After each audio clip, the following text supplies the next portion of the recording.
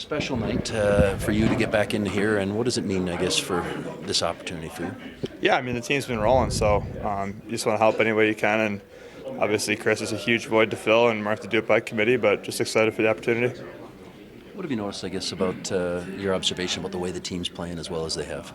Just like a super complete team game. I know Nas has made some analogies in the media and stuff. Like, it's really important that if we play together and stay connected as five, and then as a group of 20, we have a chance to win any night. For you personally, is there a risk ever of, you've been here before, but just the idea of trying to do too much when you kind of come back into a line of make an impact, or how do you? Well, I mean, that's not really my. I try to be as quiet as possible in regard to that stuff. Just keep it simple with the puck, especially early, and then just play to your identity. So for me, just be physical and hard to play against, and kind of build from there. What's important when you're waiting to be ready for the opportunity, whenever it comes? Yeah, I mean, it was good to have, like, with Oyster, to go through it with somebody a little bit, to have somebody to grind through it with. But it's good. I mean, you got to put the work in, and just because you're not playing, like, you got to find ways to try to get better and try to improve and stay in shape. So it's a constant, just every day is a new day, and just try to come to the rink with a good attitude and be ready to go. We talk about going by committee with Chris no longer here. Just what's the confidence level that the six that are there now are able to step up and fill that void?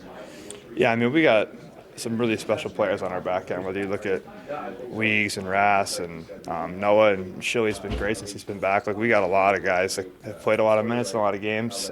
So I'm sure they'll be relied upon a little bit more, but we definitely have the horses to do it. On or off, what's the biggest impact that is no longer there with Chris and his departure?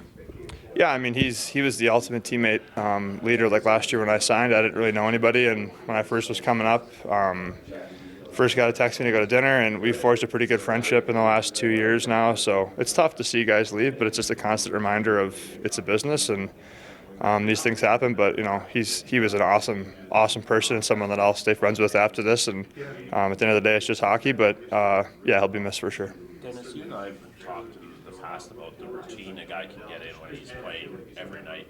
What's the routine like on the other side? Like, you went weeks and weeks without getting in. What sort of routine does that become? Well, I think for me, like, I try to be someone that's upbeat and has fun in the locker room. So you got to keep bringing that every day. You got to be someone that's enjoyable to be around and working hard and still being like light around the room and have fun with the guys. But when you're out there working, you got to make sure, because there's not a lot of practice days this time of year. When you get a practice day, you almost treat it like it's a game. Those reps are super important, and you want to be as game-like as possible, so you're game ready whenever that chance happens. But yeah, I mean, it's just a lot of hard work, and you just got to put your head down, and every day is a new day. I think there's a little bit of guesswork for us on the pairings, but if it was you and Braden, that seems like a duo that'd be a whole lot of not much fun to play against. Is that the plan? Yeah, I mean, we'll see how it shakes out, but he's definitely somebody, like, when I played against him, I hated playing against him.